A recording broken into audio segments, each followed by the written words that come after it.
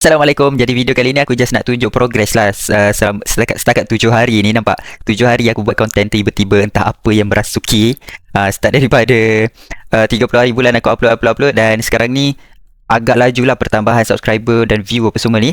Jadi aku nak share sistem workflow yang aku guna sekarang yang membuatkan aku lebih senang untuk upload konten. Sebab sebelum ni aku selalu start azam tahun baru tu dengan nak buat konten, tapi bila buat konten aku selalu stuck dekat bahagian editing lah apalah. Jadi apa benda yang mempercepatkan progres aku tahun ni untuk buat konten dan naikkan productivity adalah aku ubah sistem. Satu, aku fully pakai AI. Aku gunakan AI sebagai alat bantuan. Kalau sebelum ni manual, scripting manual, editing manual, thumbnail nak aku buat satu-satu, benda tu sangat makan masa dan merenyahkan dan menyerabutkan, dan akhirnya benda tu stuck dan aku tak continue buat konten. Sedangkan aku ada banyak benda yang aku rasa nak share tapi selalu stuck dekat editing. Aku rasa malas sangat nak edit. Okay, jadi apa yang aku buat sekarang untuk tahun ni adalah aku ubah sistem. Aku tak buat dah heavy editing. Kalau perasan aku punya video straightforward screen recording dan juga straightforward ke value terus. Dan tak ada heavy editing, terus ke tutorial dan tunjuk step by step apa semua je. Sebab apa? Aku nak kurangkan mistake dalam video supaya aku tak perlu nak cut banyak-banyak sangat. Dan bila kurang heavy editing, benda ni memudahkan kerja aku untuk buat konten.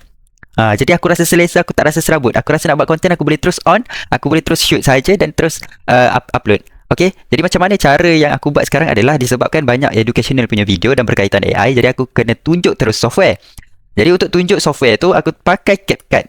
So sekarang ni satu antara software yang aku memang wajib lah ni kiranya. Ni memang aku ambil setahun terus untuk CapCut ni sebab memang wajib penggunaan CapCut ni dalam aku punya kerja harian. So aku langgan untuk setahun terus bro. Jadi dekat dalam CapCut ni ada function screen record ni, record screen ni. The function ni memang sangat-sangat bagus untuk aku.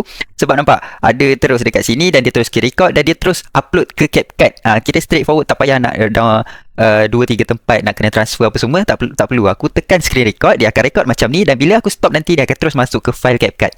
Benda tu sangat memudahkan workflow aku.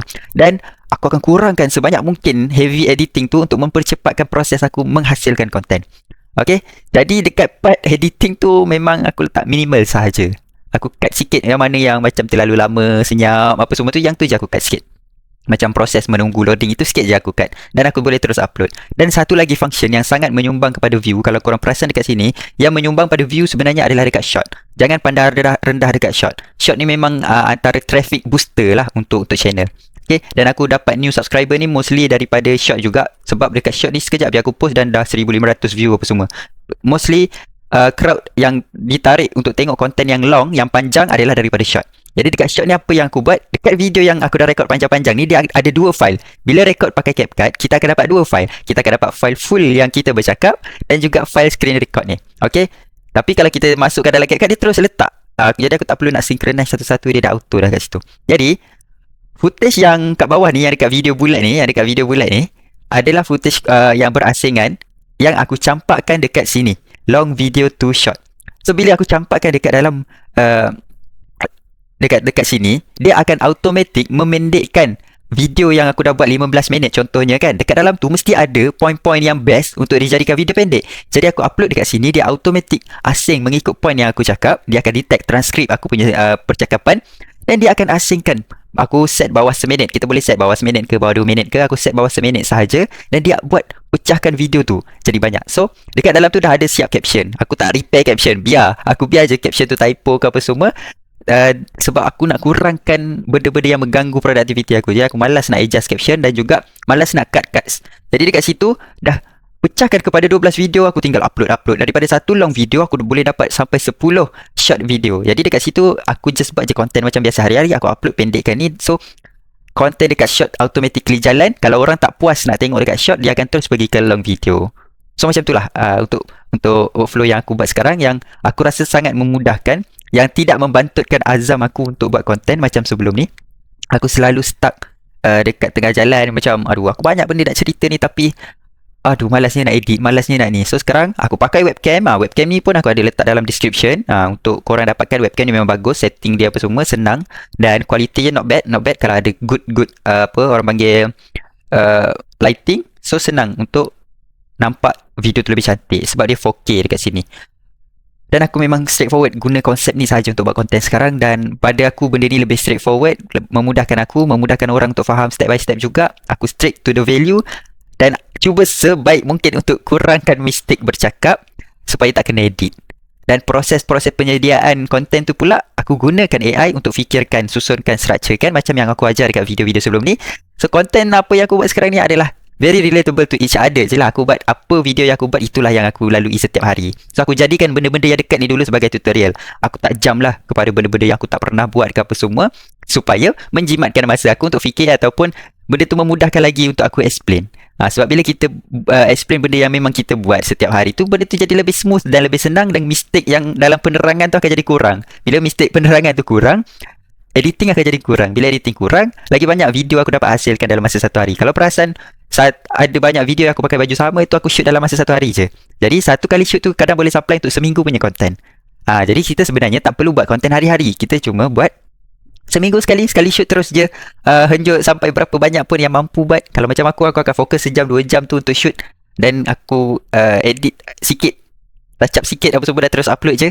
Selalunya apa yang aku touch up adalah aku cepatkan sikit je lah. Sebab kadang-kadang aku bercakap tu kan lambat, kadang tunggu apa semua, so aku lajukan sikit, speed up je, and then dah aku upload je. Okay, benda tu aku suka dengan workflow sekarang. Jadi insyaAllah nanti kan lebih banyak lagi video tentang tutorial AI, dan aku akan share apa yang aku buat.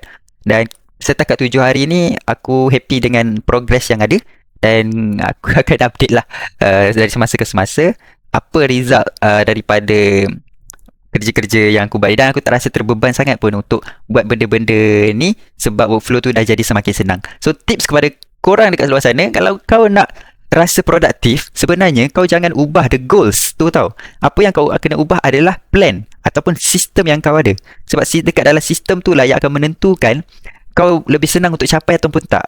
Sebab sistem tu akan menentukan productivity kau punya smooth dalam menghasilkan sesuatu benda tu lancar ke tak. Jadi apa yang kau kena repeat adalah sistem bekerja. Kalau kau rasa jalan yang kau guna sekarang tu lambat, ubah cara tu, improve, cari method yang lebih memudahkan cara yang kau guna tu, supaya benda tu kau pun tak rasa terbeban untuk dapatkan hasil. Jadi bila kau semakin productivity, insyaAllah result tu akan jadi semakin cepat juga. Kalau sebelum ni aku banyak dekat belakang tabir, sebab ini je yang membantukan aku, editing ni je. Jadi sekarang benda ni dah tak mengganggu. InsyaAllah aku akan cuba sebaik mungkin untuk kongsi segala apa yang aku buat sebelum ni belakang tabir, untuk as solopreneur juga kadang. Tapi sekarang dah tak solopreneur lah, aku campur-campur. Aku freelance juga, dan aku ada manage business juga. So ya, aku harap video ni berbantulah untuk entrepreneur, usahawan dekat luar sana. Sebab benda ni aku tengok ramai nak buat, tapi kadang dia orang rasa stuck. Even aku pun pernah rasa stuck kan. Jadi apa yang aku share sekarang ni adalah untuk kau rasa tak terbeban dengan apa target dan benda yang kau nak capai, cita-cita yang kau nak capai, apa productivity yang kau nak capai kan. Macam aku selalu stuck, jadi apa yang aku share ni adalah apa yang membuatkan aku keluar dari kepompong tu ataupun tempat yang aku stuck tu. Jadi aku share supaya orang yang stuck macam aku boleh terus dapat jalan, dapat idea untuk improve jalan yang dia tengah lalui. Betul tak? So settle. Video ni aku target setiap satu video 10 minit je. Sekarang dah nak 10 minit dah. Nanti aku pendekkan, dia akan jadi 8 minit. So settle untuk video kali ni. Jumpa korang untuk next video. Aku ada banyak lagi nak share pasal GPT Assistant ni.